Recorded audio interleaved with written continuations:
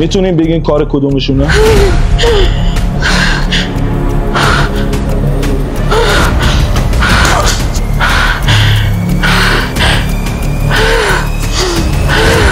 سرباز دست بند بزن. چی میگی خانم؟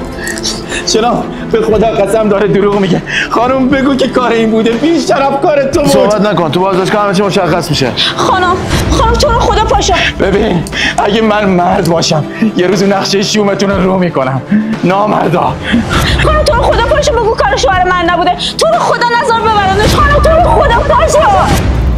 من اینقدر از آدمای حبس کشیده خوشم میاد. عجب اخمی هم داره. آقا با شمام دیگه. آقا لا اله الا الله. خانم برو دیگه. تو اینجا چی کار میکنی دیوونه؟ صبح وکیل زنگ زد گفت آزاد شدی. تو نباید یه خبر به من میدادی؟ باید بگردم تو خیابونا پیدات کنم. به خدا شرمندتم. هم خونه‌ای که بابات بهت داده بود و فروختی، هم همه طلاهاتو جبران میکنم. عزیزم تو همسرمی، واسه تو این کارو نمیکردم پس واسه کی انجام میدادم؟